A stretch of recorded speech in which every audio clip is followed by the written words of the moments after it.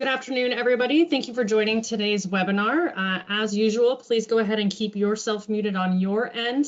I will unmute you as Tammy does introductions and as we have conversation. Always feel free to use the raise hand icon, type your question in the question box or the chat box, and we will get to that. So I will turn it over to Tammy. Thanks, Melissa, and good afternoon, everyone. So thank you for joining us. We have an opportunity to meet with the Department of Labor and Industries today to talk about the President's new mandate that he's provided to OSHA that they are working on. And Ryan and his team have asked if we can kind of share some insight on some things that, we've been thinking about, concerns, just logistics on some of this. And so I'm just going to turn it over to him. I think his team has some opening comments, and then I think we just want to have some dialogue on this. So welcome, everyone, and thank you for joining us. Ryan, do you want to introduce yourself and your team? Yeah, absolutely. Thank you, Tammy. So my name is Ryan Allen. I'm with the Washington State Department of Labor and Industries Division Occupational Safety and Health. My position here is the Standards Technical and Lab Services Senior Program Manager. So in my program, one of the things that we do is the rulemaking. Obviously, that happens, and there has been a lot of rulemaking and emergency rulemaking going on in the last year and a half that more people are becoming more and more aware of as it's impacting more and more people.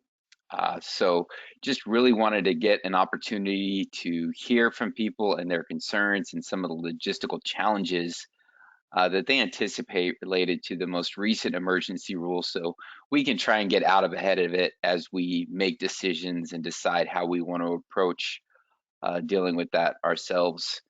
And with me today, I brought our Industrial Hygiene Technical Policy Manager, Kat Gregerson. So Kat, do you want to take a minute to say hello? Yeah, thank you, Ryan. Hi, everybody. My name is Kat Gregerson. I'm the Industrial Hygiene Technical Policy and Laboratory Manager in Ryan's group. I started my position in April, so it's fairly new to the position, but working through a lot of the COVID-19 policy that's coming down the pike and working to align vaccination mandates and trying to move ourselves out of the pandemic as best we can. So really interested to hear from you all, and thank you for the opportunity.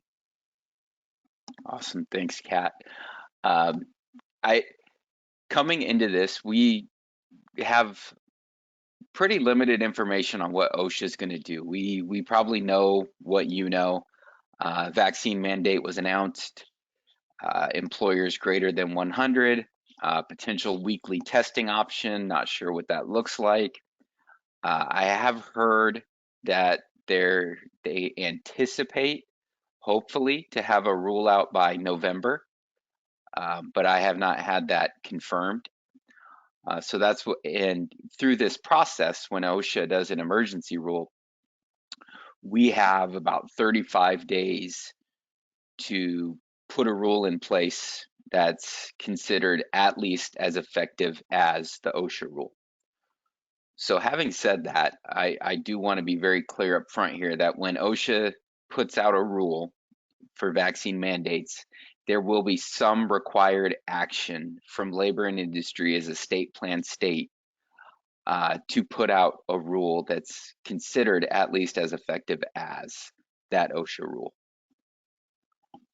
So having said that, what we know about the 100 employees, what we know about the weekly testing, some concerns I've initially heard: who's going to pay for the testing?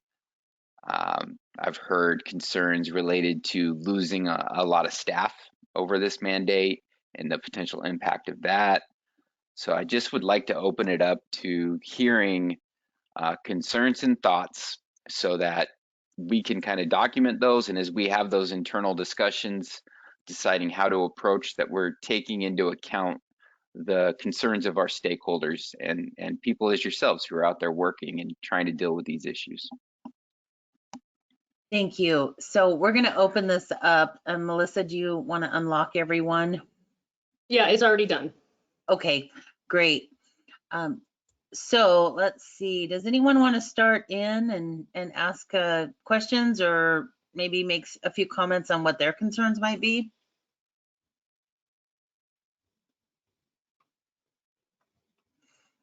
So I can get the ball rolling and then we can just kind of have everyone jump in. So when we originally talked about this, Ryan and I did, I had mentioned some of the concerns around the testing, weekly testing, and really just how that's going to happen, who's going to pay for it. But more than that is we don't have supply. And so, what are we going to do about that? I think that's one of the biggest questions I have is how are we even going to accomplish this? So I don't know, Ryan, have you even talked to, some of the suppliers on this side of it about how that would work? So we do have a standing meeting 3 days a week with the Department of Health, and we've raised that concern that has been brought to our attention related to testing. And while there are a number of testing options that are available, it's really going to matter what OSHA puts in there as testing and what those requirements are. So there's the over-the-counter tests you can go to the store and buy. Are those going to be adequate? Are those going to be allowed to be used to suffice with the weekly testing requirement? And does that mean the employer needs to purchase them, or would an employee purchasing them and using them suffice and be okay? I can tell you in most traditional senses, when we think of an employer paying for something to comply with a rule, the answer is typically no. Like, the employer provides the PPE to protect employees from the hazard and things of that nature, based on the exposures of the workplace. So not really understanding where they're going to go with the testing, you're right. That if they limit the testing to the types of tests that can be performed, that could be really challenging for a lot of people to have access, especially depending on their location. Seattle and Yakima and Walla Walla are three very different places with their availability and resources. So trying to keep that in mind. Something with the testing, and I just curious because I read a lot of articles, but I don't necessarily hear from people, and I don't always want to trust the articles for what they're saying either. Would there be a preference to just having vaccinations and not a weekly testing requirement, and push forward with the vaccination requirement as opposed to a weekly testing option? So yeah, I want to hear from the members on this, but I think our concern is that we really can't afford to lose employees. I mean, we really don't even have enough right now, to be fully staffed. And so I think that's the big concern you're going to hear from a lot of them, is that we need to make every accommodation we can to keep the workers that we have. And so please, everyone, if you could maybe chime in on this, because you're the ones that are struggling through this. Yeah, Tammy, this is Kevin Stormans, and I totally agree with you. It would be a huge challenge if they had to get vaccinated or could not work. Those are the only two options, because getting people and keeping people around that are trained, I mean, just the process of going through hiring, let alone training somebody, is just difficult, even if you can find somebody. Point of clarification, the 100 employees, is that per company, no matter if they have multiple geographic locations, or is it per location? Yeah, from the understanding that I've received to this point, without seeing an official rule, it's going to be by company, not by location. So, for instance, Washington State Employees Credit Union obviously has bank branches everywhere. They're likely over 100 employees, but each branch is likely to be much less than 100 employees, and it would apply to the company as a whole, as opposed to just the site. Okay. So a little clarification on that one then, Ryan, for me is, because we have WFIA guidance, then would it be 100 employees in the state or would it be national?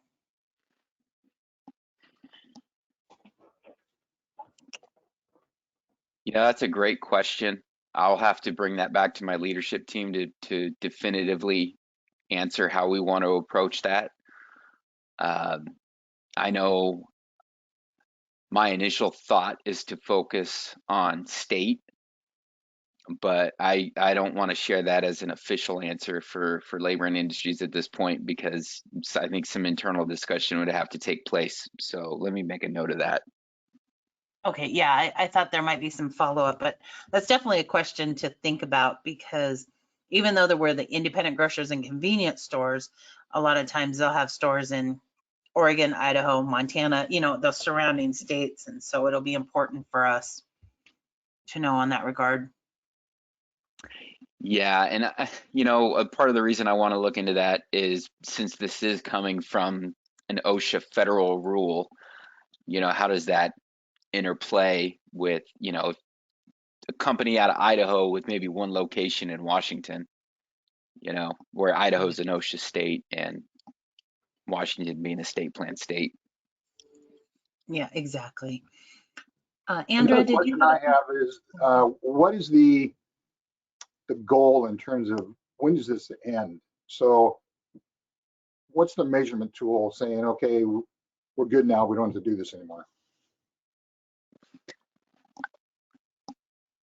You know, as far as with the OSHA vaccination rule, vaccine mandate that's likely to come out, I'm not certain. Emergency rules are only in place for a specified amount of time. In our state, emergency rules can go for 120 days. We can then institute another emergency rule if we need to, but there is a requirement for this emergency rule process to consider the application of permanent rulemaking, and are you making progress toward any permanent rulemaking? And this doesn't really fall into that permanent rulemaking, because it is, like you said, there's a marker somewhere, somehow, that needs to be identified. That's an end. There's no permanent with this. So our rules are good for 120 days. And if OSHA describes within their standard the goal in which it ends, then obviously we could take that into consideration. The other option that we have is to make that goal ourselves if OSHA is silent on it, which is a discussion that we can have internally so that it's present in the rule, and it kind of opens it up for everybody to kind of understand what markers we're looking for or what dates we're looking at to kind of move past this thing.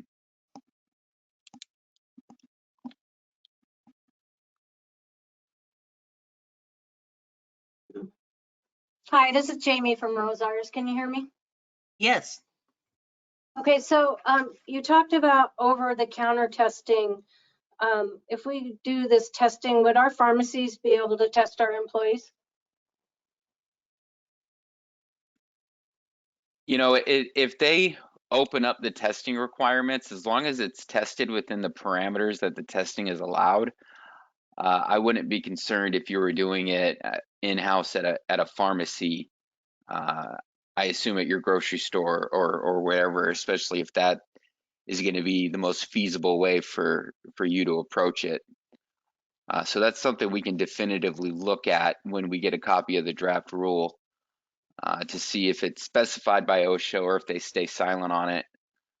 And it would just be the manner of making sure that whatever test was used was authorized to be used per the rule. And if we did test it through our pharmacies, you probably can't answer this now, but who would pay for it? So that is definitely a question that I'm seeing a lot of, who's going to pay for it and all of that. It is likely that the testing requirement and option is going to be paid for by the employer, because that's just the traditional route. But I say that with some hesitation because I recognize that the traditional route over the last year and a half doesn't actually exist as much as it used to, I think. So because we're talking about somebody who wants to take testing because they're not getting vaccinated. So are they not getting vaccinated based on an approved exemption or by choice? And if it's by choice, is it really up to the employer to take on that cost based on their choice? And that's the question that I think we need to answer more definitively, as opposed to an employer providing, let's say, a medical exemption based on, reasonable accommodation. That I see as different than the choice to say, I just don't want to get vaccinated and I would rather just take this testing option. Yeah, and I think that you've nailed it on the head exactly where that question lies is, when we're comparing this to PPE, this is really a unique situation where it's not an accommodation for everyone. It's accommodation for those that have made a choice. And so I think that, in that situation, it should be the employer's option. If and I could see some employers saying, yeah, we want to do this because we want to keep these employees, but in some situations, employer should be able to give that option to the employee if they want to keep their job and not get vaccinated. So I think that's a good draw that you've looked there. Andra, you have a question?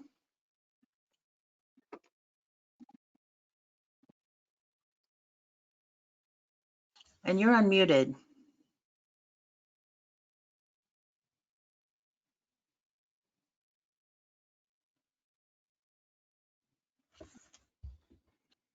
Tammy, she says her mic's not working. Oh, darn Andrea, it. you can type it in the question box too if you need to. It looks like Laurel has a question too. Yeah. Laurel, do you want to jump in with your question, or do you need to type it in also? Hold on, Tammy, it's in the question box. Okay, great. She makes a couple comments. They have too many people who would need to be vaccinated. And then is there any possibility that WFIA will make the emergency rule more stringent than OSHA? And then on with that, she said, the issue we're experiencing is there are very few over-the-counter tests available unless you purchase a pallet. Okay. As far as the number of tests available, that is definitely something I'll keep bringing up to leadership, which unfortunately makes the weekly testing option more challenging for us and employers to deal with. And the question about whether WFIA, we have the authority to go more restrictive than OSHA, because our mandate is to be at least as effective as. So in saying that, when we get an OSHA rule, we have to review it and determine not only do we agree with it, but do we have other state laws, or in this case, other proclamations from the governor's office that are more restrictive than what OSHA is providing. And if it is a state law or a bill that was passed or a governor's proclamation that is more restrictive, then we're going to go with the state requirement on that, because we will go with likely the more restrictive option that's present. So we've had to do that with the OSHA ETS that came out specific to healthcare, where there were some significant challenges where OSHA came up with a lot of workers' comp medical removal stuff that we have our own state laws under Title 51, since we have a workers' comp agency for the state, where it wasn't exactly in line, and we had to kind of figure out how to navigate that to be at least as effective as OSHA, while also sticking with our laws that have been passed for many, many years. So yes, there is a chance we could be more restrictive than the OSHA rule. We are allowed to be, but we do try to be mindful about when we're taking that approach and to why. Also, once we receive the rule from OSHA, we'll start drafting our own version, and we will be meeting with stakeholders and looking for that feedback on the official language before adoption. We'll do the best we can. We get a lot of short timelines for that. It's not something we're required to do under the emergency rulemaking process, but there's a lot of value to it, and I think it helps us be more transparent as a government agency to work with our stakeholders in that manner. Thank you for that, Ryan. You know, one question that we talked about before, and I'm going to jump in because I didn't see any other questions at this moment. You know, we've discussed several times my concern over any mandate that requires employees to be an enforcer. And so I know, you know, we've talked about this, and right now our hope is that it's only around employees and that it doesn't expand out beyond that to customers, because then we have that safety issue of employees trying to enforce something that we can't even get the police to help us support.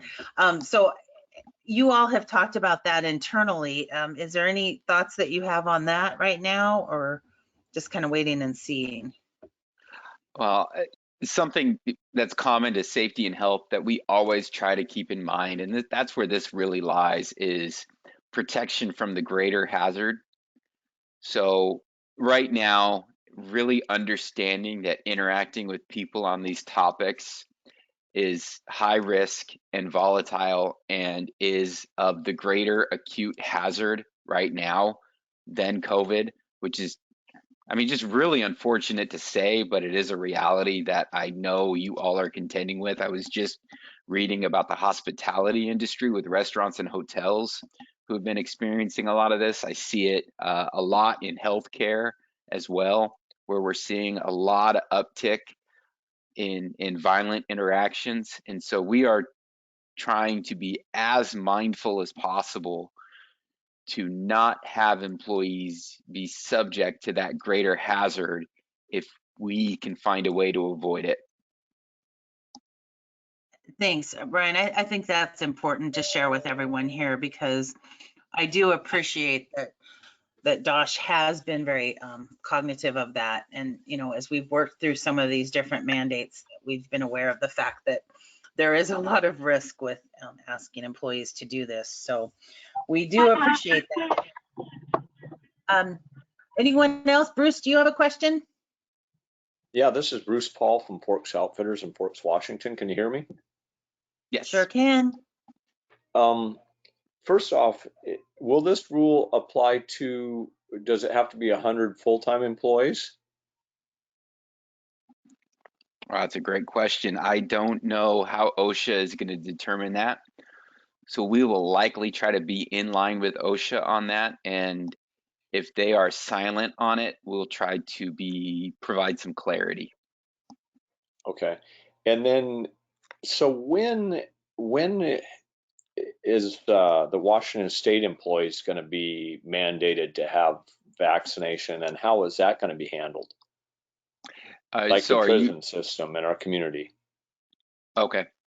So I can talk to you a little bit about the state worker mandate, only because I'm definitely in that boat of somebody who had to show my vaccination status in order to maintain employment. What we know and what we're operating at as an agency is everybody needs to be vaccinated by the 18th of October, fully vaccinated. That means they got their final shot by October 4th. To be fully vaccinated by the 18th. There are some provisions that allow for temporary leave without pay, or you can take some leave and wait for retirement if you can telework, where people might still be on the books or still waiting to become and determined fully vaccinated. But those are special situations, not collectively. I can say we're likely to lose about 10% of state workers through this process. So losing workers is, I hear you on that. We're losing out of our program based on the mandate. So, but by 10/18, everybody's expected to be fully vaccinated to maintain their state employment. Well, I will give one comment. In our community in Clallam County and Forks here, this is forcing a lot of people out of the workforce. And I know, like at Clallam Bay Prison, they're very short right now. Like my neighbor, they're mandatoring 3 overtime shifts a week just to keep the thing open. And I think they're higher than 10% are going to leave the facility. So I'm just giving my 2 cents on that. We're forcing a lot of people out of the workforce. I appreciate the comments. I don't have a whole lot more to provide other than I hear you. And I recognize that there's been some significant impacts based on the mandates and based on just this last year and a half. Right. Yeah, there's definitely some concerns. I think we're going to see a lot of challenges moving forward. Judy, you have a question, and then I also have a question for Jessica, but I'll let Judy go first. Oh, yes. Just with you even asking about not having the option of testing is disturbing to me. Being vaccinated that I come across feel very strongly. So to take that option away would just send more people over the edge, in my opinion. yeah, I definitely think that that is huge for us. We need to find options. And Ryan, I appreciate that you're hearing us loud and clear on that one. Right. Let's see. I'll be honest, the reason I ask is because I have read some articles based on some companies and some employers saying they would rather just have people vaccinated and not have to even deal with testing. But you never know who they're talking to, the size of those companies, the resources of those companies. So I'd rather hear definitively from stakeholder groups that I know are in my state dealing with this, because I could probably hear something different like I did today. So I don't want to say, well, I read this somewhere, I read that somewhere, and let that help me with my policy decision making. I'd rather see that tested out in the waters in these types of settings to get some real feedback for people who are working in our state. This is Bruce Paul Thank again. you, Ryan. I will say, I mean, Yeah. if you say you're going to lose 10% of the state workers in food service, it's going to be quite a lot higher than that. I mean, for instance, right now we can't run our deli bakery 7 days a week because we don't have enough people. Yeah, I Yeah. recognize that that's an issue in a number of locations and another number of industries. Finding people to work has been a significant challenge. Tammy, do you want me to read the questions in the question box from Jessica? Well, yeah, we have Laurel. First, she put her question in, and I think that, well, let's see. This one's a little unique because, yeah, let's go with Jessica's first, and then we'll talk about Laurel's. Okay, so Jessica asks or comments a few big concerns. Number one, for the employees that have had allergic reactions to previous shots, or employees that have religious reasons for not getting vaccines, will they still need to follow this mandate? There will obviously there will be a process for the employer to make sure that they are compliant with the EEOC and the ADA process for people who are medically or religiously exempt. That is definitely an HR process. I don't want to speak too much on that because I'm an industrial hygienist who does safety and health by my trade. I have not worked HR or dealt with the Americans with Disabilities Act, but our rules will be written in a way that will allow employers to comply with ADA requirements for those medical and or religious exemptions. Okay, and her next question is, can this mandate actually go through if tests are not available? Many of our employees are severely upset thinking that this is on purpose because there are no tests.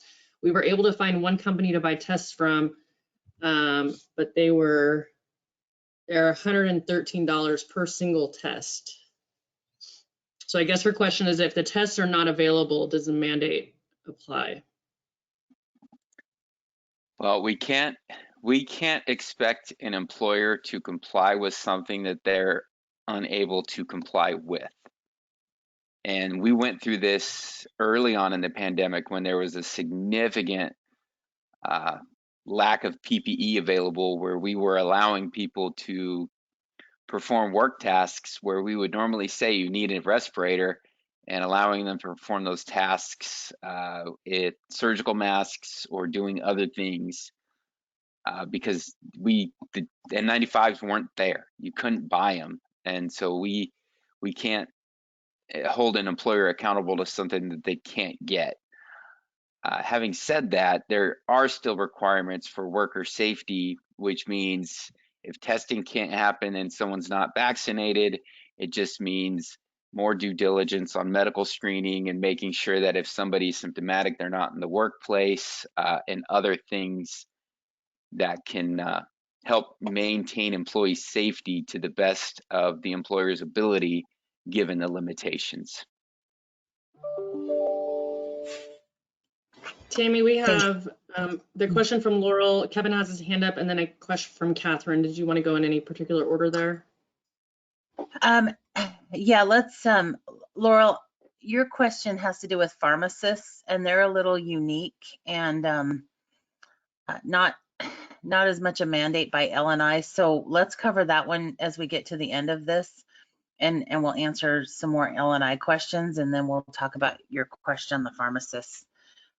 So let's move to some of the others for right now. Okay, so Catherine asks, based on comments, based on a poll of employees in our store, it is better than 50% negative response on the shots. We are already so shorthanded that we were forced to put in self-checkouts. We cannot afford to lose any. Chelsea says it's not a question, but she'd like to state that I agree we need to have a non-vax options for our associates and their families. I'm completely against mandatory vaccine only.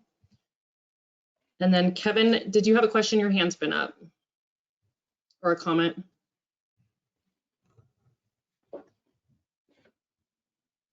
You're unmuted on my end, but there you go. I'm just wondering what is going to be required in terms of record keeping, and do we have to get copies of our employees' cards, or our attestation is going to be fine, or where do you see that piece of it coming out? Well, we would likely stick with whatever we have already for a number of industries where we do allow attestation. I'm trying to think of, so as you all are aware, the governor has different proclamations related to vaccines for certain industries, state employees, healthcare, and then work on state projects, I believe. And in some of those cases, like, so in my case, I have to show proof of vaccination as a state employee. I cannot attest. But there are other mandates that do allow for self-attestation as well. And so it's likely we would be looking at that self-attestation as far as record keeping.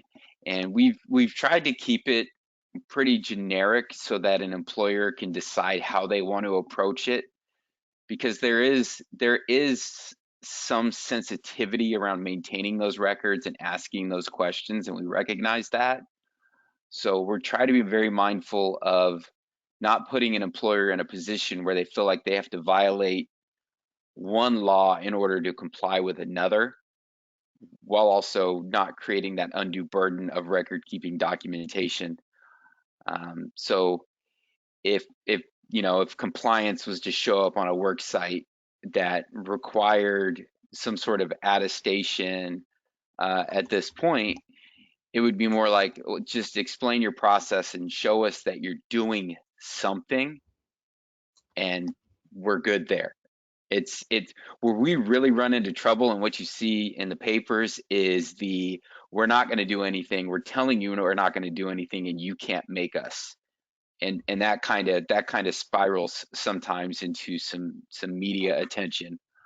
But generally speaking, it's, are you making an effort to keep COVID out of the workplace, and are you making an effort to check the status of your workers to make sure that you have a safe and healthy work environment for all employees.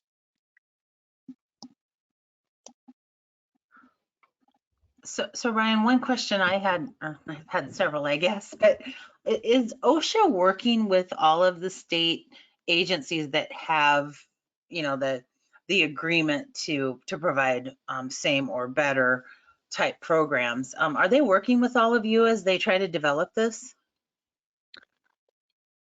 We may have opportunity to provide feedback on a draft, but I can't promise that we will get that opportunity.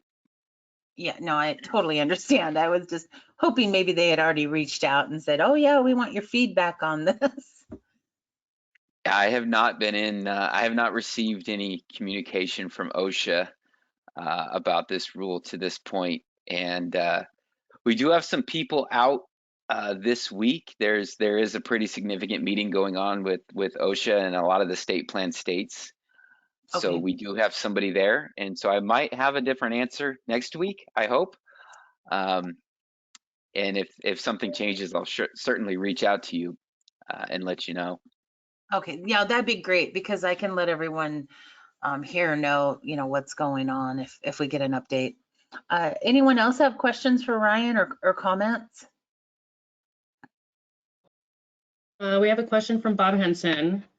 Okay. Is asking an employee their vaccination status a violation of HIPAA law?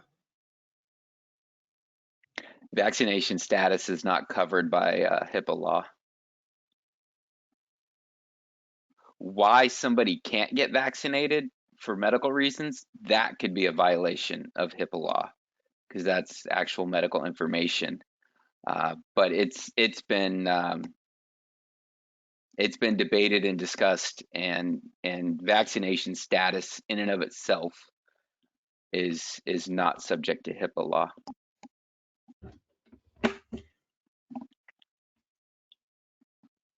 This is Bruce Paul and Porks Just to again. I follow. have one more question. So how are we taking into account people that are unvaccinated that have had COVID? Does that count for anything?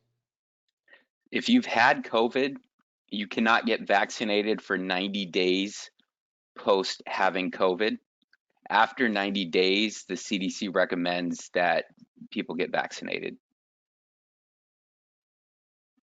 Is that taken into account in any way in the vaccinated mandate?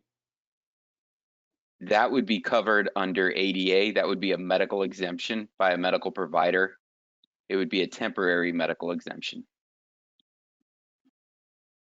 Okay, so that person would be able to continue working if they were a state employee, let's say.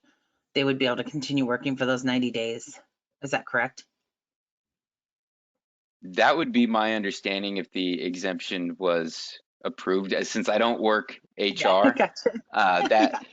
that would be my assumption is, yeah, you can work for 90 days. There might be some other protocols in place to protect that person, like telework or working off hours or other factors to protect them and others during that period of time where they can't get vaccinated.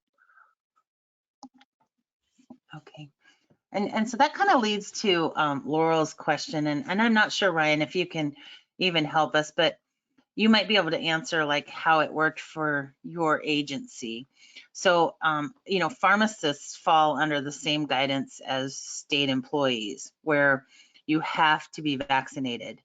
But because this isn't a permanent rule, are people being terminated, or are they being put on some sort of a leave? So that would be up to the employer to make that determination of how they want to handle an employee that does not want to get vaccinated per the mandate. For state employees, if you do not have an exemption that's approved, you are being terminated. Okay.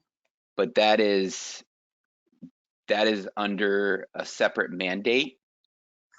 And while those decisions may be able to be made for state employees, we can't really make those determinations for an employer,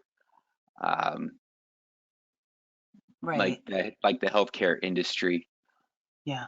No, that's fair. I just was curious how the state was handling that because I hadn't asked or looked into that.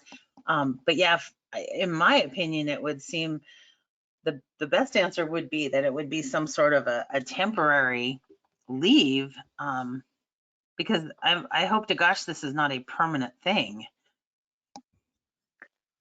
You know, it's so hard to predict what's going to Yes. happen with COVID. I wouldn't have predicted this a year and a half ago. Honestly, the way things are going, I'm not an epidemiologist, but I'd be surprised if we see anything positive in nature before the summer of next year. I just based on my public health background and experience and seeing how a lot of this stuff is playing out. So I wish I could predict the future a little more. I don't know how long these emergency rules will need to exist. And it's really all going to come down to how many people are getting COVID and are the healthcare systems buckling at the seams as they are now. I mean, that's kind of what's driving most things is there's just too many people in hospitals sick.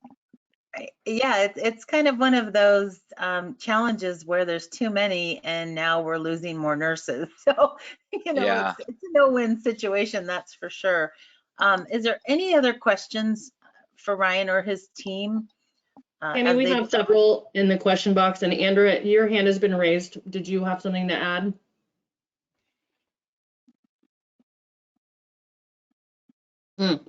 Okay, she put it in the question box. So I'm just going to go down the list. Jessica asks, what if an employee refuses to say whether or not they have been vaccinated? What if an employee attests that they are vaccinated and we know, believe, or find out later that they are not? Does that fall on the company or the employee? Is the 90-day waiting time after having COVID 90 days from onset or 90 days from symptoms have ended? So there's a lot of questions in that one box. So if the employee lies about their vaccination status through attestation, that would be up to the employer to determine how they want to deal with that. Our standard answer would always be you treat that like a violation of anything else in your workplace where you have a company disciplinary policy. And if they lied about something else, how would you approach that for employee discipline? And then the employer has options to choose from. You could suspend, you could terminate. It's, the employer has rights in that situation to deal with that employee. And then you said the other question was 90 days.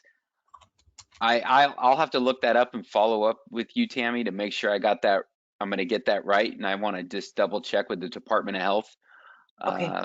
But my understanding is 90 days post recovery, and I will follow up on that. And then I know I'm missing one more question in there, and I just can't recall it. I think you covered it. Yeah. Oh, did you cover if they were? If they refuse. Yeah. They refuse to tell you. Right. That's as good as them not saying I'm not vaccinated. Okay.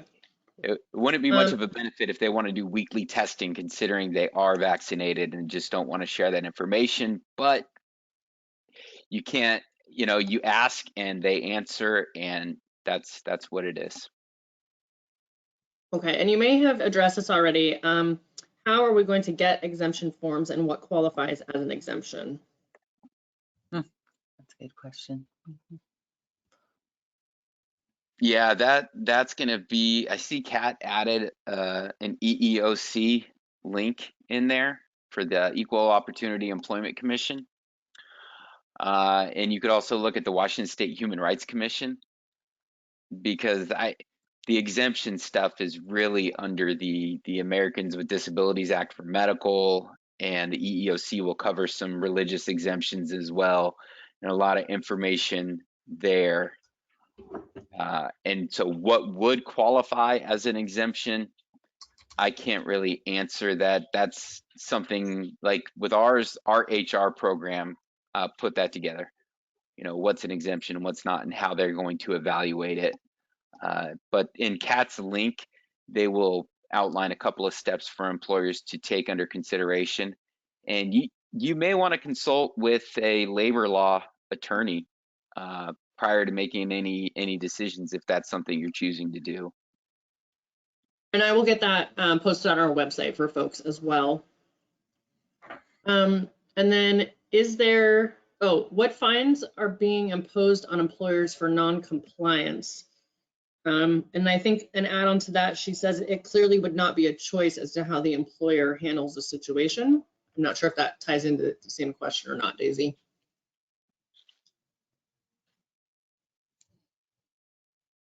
But she's asking what fines can be imposed on employers for non-compliance. So if you're ever really interested in how we assess penalties for serious violations, we do have a compliance manual that is up on our website that's a public record. And there's a lot of factors into making that determination about what a fine would look like. And there's a number of different types of violations out there. Typically, you will only see penalties for serious violations. There are some general violations that have mandatory penalties associated with them, such as like OSHA 300 record keeping has like $100 minimum penalty that needs to be assessed, or any repeat generals, you could see penalties assessed. But serious, it comes down to the severity on a scale of 1 to 3. You know, what's the severity of exposure? And then what's the probability of exposure on a scale of 1 to 3? These are things that the compliance officer would be required to document and support through their case file to substantiate whatever penalty is going to go through. The absolute minimum penalty is $100. The maximum penalty, I believe, is $7,000. There are willful penalties. Willful is when somebody shows plain indifference to the law, or they are intentionally and knowingly in violation of the law. And so those penalties can be assessed obviously much higher in those cases. Ryan, did you say that there's a website or a webpage that folks can go to look into that I can post on our website? Yeah, what I can do is I can send you the link to our compliance manual, which is a public record, and it outlines exactly what a compliance officer is supposed to do through the course of their inspection process, from how we show up on site, what we do on site, to how we assess penalties. That would be great if you could send it to Tammy or myself, one or the other. We can get that posted. Absolutely. So Jessica has a question, and then it looks like Bruce has a question after her. Jessica would like to know, is there an estimated timeline for when this mandate will officially start? So we are anticipating and have heard that OSHA will have a rule in November. We are supposed to have a rule out 35 days after OSHA, which would put us likely in December. That's the best I can say for now, and that's saying that OSHA actually pushes their rule out in November or not. And keep in mind that there may be a lot of litigation going on through this process. So that could impact timelines as well at the federal level, which would then impact our timelines. Okay, great. Thank you. Bruce, did you have another question or comment? No, I don't think. Thank you. Oh, okay. Tammy, that's all that's in the question box for right now. Great, thank you. Any other questions?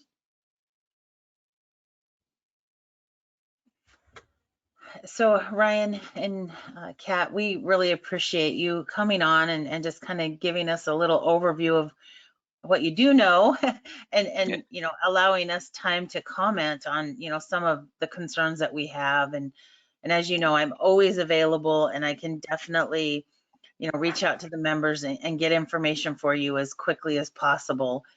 You know, we want to be a partner in trying to make this as simplified as possible and as less invasive as possible, so we can keep our workers working and keep food on people's tables.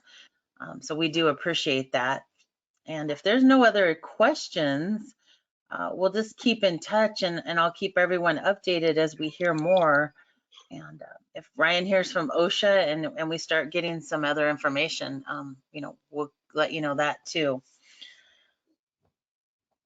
Yeah, thanks for having me. I appreciate the questions and the opportunity to hear some of the concerns. Even when I don't have the answer, I was able to take notes so that I can consider it moving forward. So hopefully we'll be able to address some of those concerns before we ever put a rule out in place. So that will be very helpful. Yeah, and we welcome you back, Ryan, when you have some draft or key messaging ready. You know, if you want to vet that with this group, we more than welcome you to do that. Absolutely. I'll keep that in mind moving forward. Thank you. Thanks. Well, I hope everyone has a great Tuesday afternoon, and I'm available if you have any questions and you want to email me or call. In the meantime, we will keep you updated on any changes, and talk to you soon. Take care. All right. Thank you. Bye.